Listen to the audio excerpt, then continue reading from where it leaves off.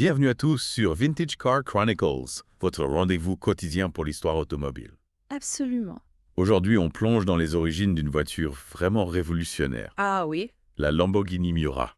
fascinante. On a rassemblé des articles, des témoignages, des notes d'époque, et on est prêt à plonger dans les détails les plus croustillants avec vous. Ah, la Miura, une vraie légende.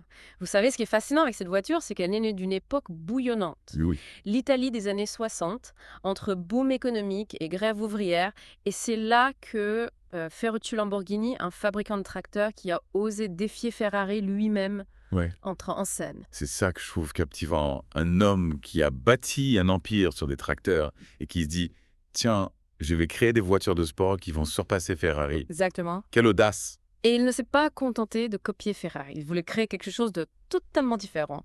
Ses premières GT, la 350 GT et la 400 GT, étaient luxueuses et performantes certes, mais elles restaient dans un registre assez classique. La Miura, par contre, Là, on change de dimension. Parlez-moi de cette équipe de jeunes ingénieurs d'Allara Stanzani Wallace. oui, Ils avaient à peine 30 ans, et ils ont révolutionné le monde automobile. oui, Comment est-ce possible? c'est la magie de l'époque. Cette effervescence créative, Lamborghini leur a donné une liberté incroyable. Imaginez, ils s'inspirent de voitures de course comme la Ford GT40 et la Lola GT. Hmm? Et ils décident de créer la première supercar à moteur central arrière. Un pari risqué audacieux. C'est là que je me demande, est-ce que Lamborghini a vraiment réalisé l'ampleur de ce qu'ils étaient en train de créer? Oui, Parce que présenter un châssis nu sans carrosserie au Salon de Turin en 1965 oui, et susciter autant d'enthousiasme, Yeah. ça veut dire que l'idée était déjà révolutionnaire. exactement. Le châssis tubulaire en acier léger et rigide, la position transversale du V12 pour un équilibre parfait. Oui. Tout était pensé pour la performance pure.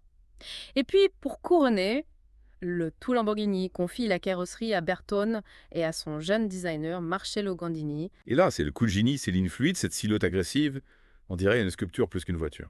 Absolument. Comment Gandini a-t-il réussi à concilier un design aussi audacieux avec les contraintes techniques d'une voiture à moteur central? C'est là que son talent se révèle.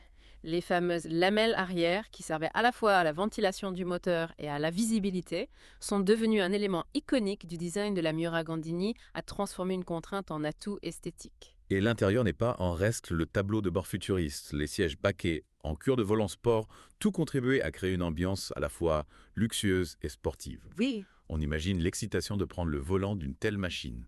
Imaginez le Salon de Genève en 1966.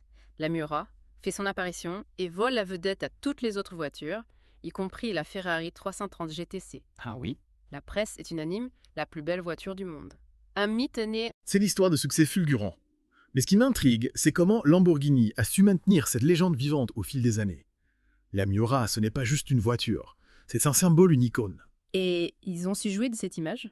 L'anecdote de Bob Wallace pilotant la Miura sur les circuits de F1 à Monaco, Ferruccio Lamborghini faisant rugir le V12 devant le casino. Incroyable. C'est du pur génie marketing. On comprend mieux pourquoi la Miura est devenue un objet de désir, un symbole de réussite et de performance.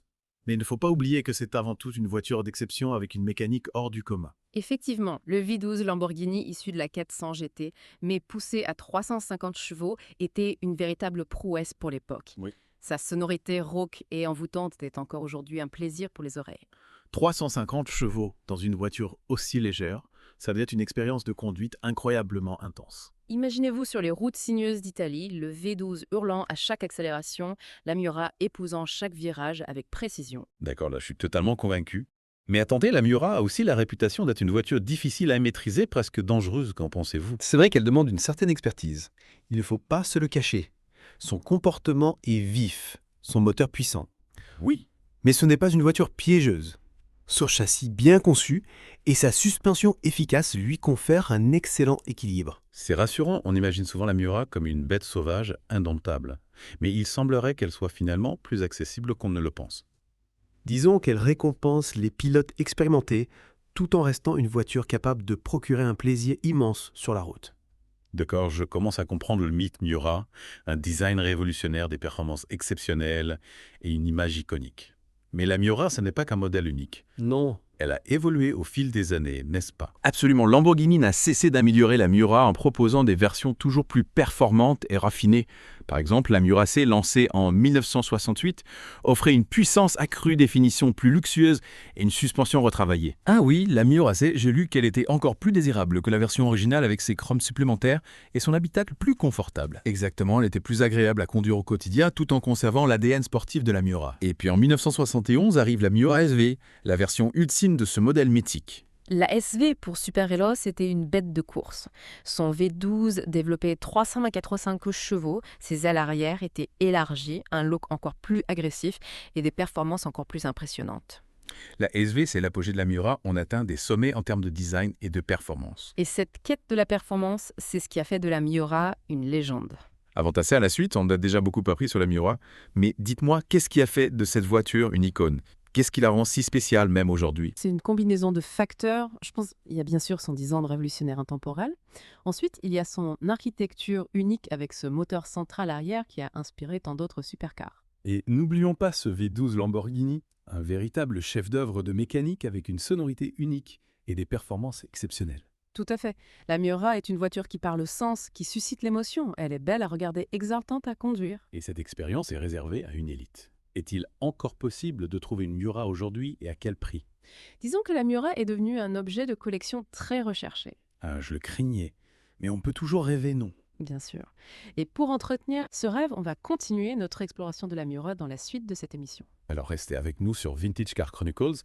On vous réserve encore plein de surprises sur cette voiture mythique. Vous savez, on parle beaucoup du design et de la performance de la Miura, mais son lancement au Salon de Genève en 1966 a été un véritable tournant dans l'histoire de l'automobile. Ah ouais, racontez-moi ça. J'imagine la scène, le Salon de Genève, temple du luxe et de l'automobile. Oui. Et au milieu de tout ça, débarque cette Miura avec son allure futuriste et ses lignes à couper le souffle. Exactement. Imaginez l'effet sur le public. Et la presse de l'époque, les GT classiques, paraissaient soudainement bien faides à côté de ces bombes italiennes. Même la Ferrari 330 GTC, pourtant très attendue, a été reléguée au second plan. Lamborghini a dû savourer ce moment, défier Ferrari sur son propre terrain et remporter la victoire. Quelle revanche! C'est un coup de maître. La presse est emballée. La Miura a été saluée comme la plus belle voiture du monde, un chef-d'œuvre, une révolution. Les superlatifs ne manquaient pas. On a l'impression que la Miura a tout de suite été perçue comme une œuvre d'art, plus qu'une simple voiture. Oui. C'est d'ailleurs à partir de ce moment-là qu'elle est devenue une icône de la culture populaire. Tout à fait, son apparition dans des films, des magazines, des photos de stars. La Miura est devenue un symbole de réussite de glamour et d'avant-garde. Ferruccio Lamborghini avait vu juste. Le marché était prêt pour une nouvelle ère de voitures de sport plus audacieuse et plus excitante. On a déjà beaucoup parlé du design, mais parlons un peu de la bête qui se cache sous le capot, ce V12 Lamborghini. C'était quelque chose? Non. Ah, ce V12, un véritable bijou technologie. Les ingénieurs ont repris le bloc 4 litres de 400 GT, mais ils l'ont poussé encore plus loin, 4 arbres à cam en tête, lubrification par quartet sec, 4 carburateurs.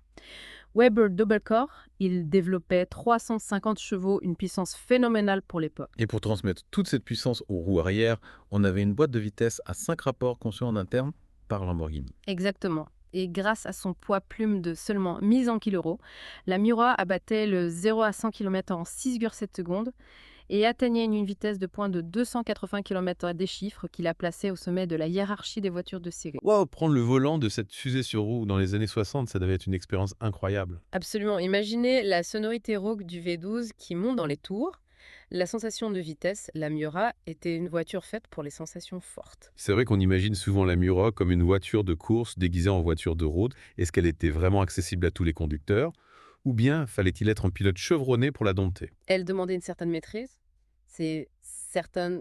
Son moteur puissant et son comportement vif n'étaient pas à mettre entre toutes les mains, mais contrairement à certaines sportives de l'époque, la Miura n'était pas piégeuse. Son châssis bien conçu et sa suspension efficace permettaient de la conduire rapidement en toute sécurité, à condition d'avoir un minimum d'expérience. C'est intéressant parce que j'ai souvent entendu dire que la Miura était une voiture difficile à conduire, voire dangereuse. Il y a une part de légende là-dedans, comme toute voiture de sport, la Miura demandait du respect, mais elle n'était pas plus dangereuse qu'une autre, à condition de savoir la mener. Et puis il faut se rappeler que la sécurité passive était encore balbutiante. À l'époque, les voitures n'avaient ni airbag, ni zone de déformation, ni ceinture de sécurité moderne. C'est vrai, la Miura est un produit de son époque avec ses qualités et ses défauts, mais elle a marqué un tournant dans l'histoire de l'automobile en démocratisant le concept de la supercar. Tout à fait. La Miura a prouvé qu'une voiture de route pouvait offrir des performances. Et un design digne d'une voiture de course, elle a ouvert la voie à une nouvelle génération de sportives radicales et extravagantes qui ont fait rêver des générations de passionnés. Et cet héritage de la Miura, on le retrouve encore aujourd'hui dans les supercars modernes, leur moteur central arrière, leur design spectaculaire, leur performance époustouflante.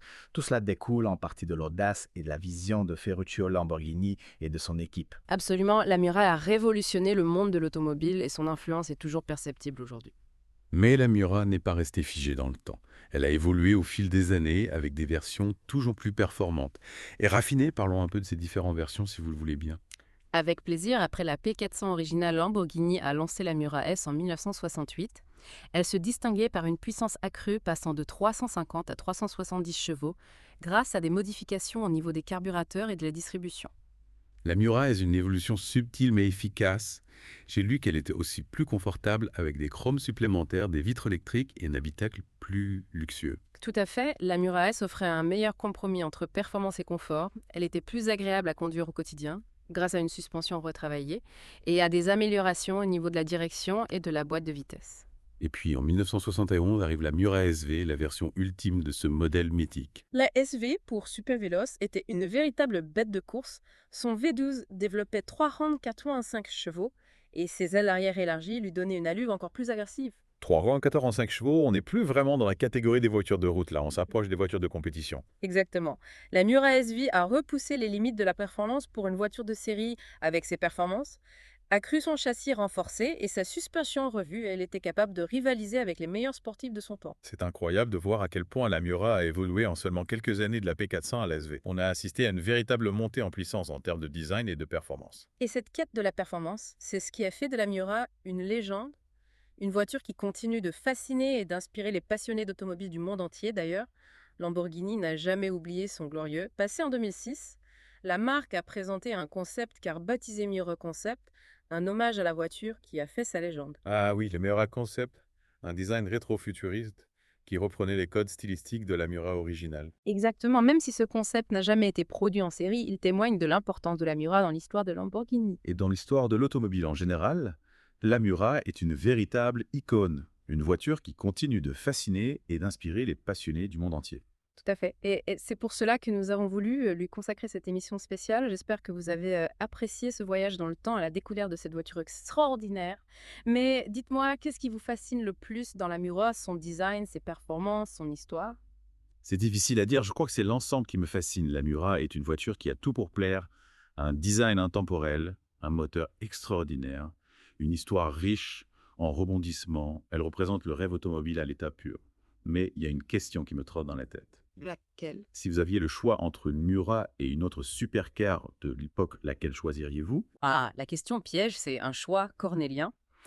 La Miura a évidemment une place spéciale dans mon cœur, mais il y avait d'autres voitures extraordinaires à l'époque, comme la Ferrari Daytona, la Maserati Ghibli, difficile de choisir. C'est vrai qu'on avait l'embarras du choix, mais au fond, l'important n'est-il pas de pouvoir admirer et apprécier toutes ces belles mécaniques qui témoignent de la créativité et de l'ingéniosité humaine?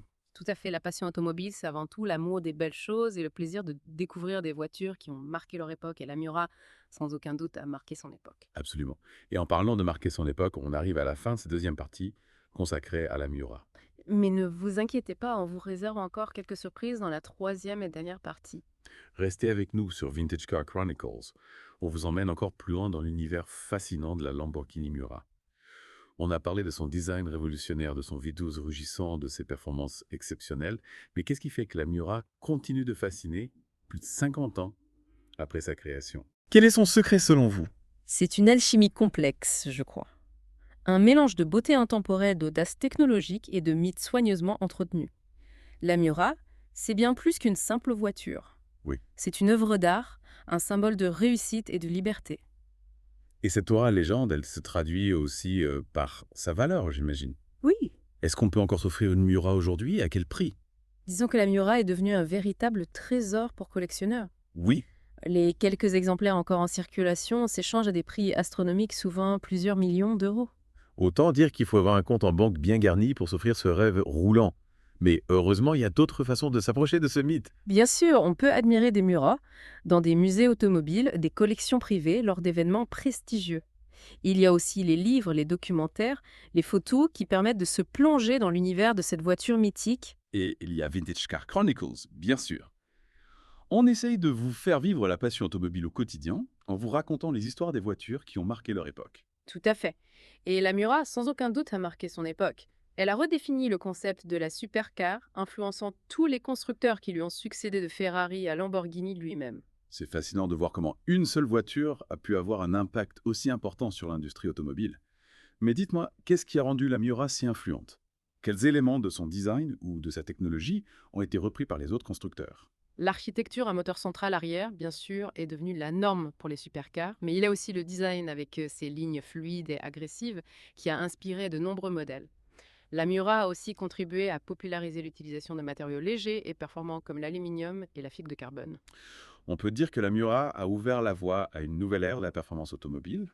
Elle a montré qu'une voiture de route pouvait être aussi belle qu'efficace, aussi extravagante que performante. Et cette philosophie, on la retrouve encore aujourd'hui dans les supercars modernes.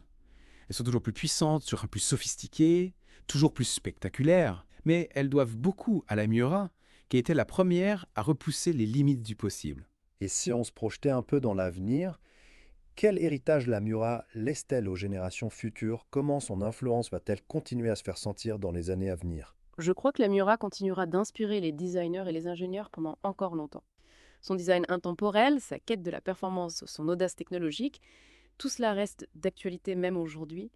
Et puis il y a cette part de rêve, de mythe qui entoure la Miura et qui continuera de fasciner les passionnés d'automobile. C'est beau ce que vous dites, la Miura, c'est bien plus qu'une voiture. C'est une source d'inspiration, un symbole d'excellence, un rêve qui traverse les générations. Exactement. Et je crois que c'est ça qui fait sa magie. La Miura nous rappelle que l'automobile peut être une forme d'art, un objet de désir, un vecteur d'émotion. Merci beaucoup pour cette plongée fascinante dans l'univers de la Lamborghini Miura. J'espère que nos auditeurs ont tant apprécié que moi ce voyage dans le temps. C'était un plaisir de partager ma passion avec vous et avec eux. Et n'oubliez pas, Vintage Car Chronicles, c'est tous les jours. On se retrouve demain pour une nouvelle aventure automobile. D'ici là, bonne route à tous.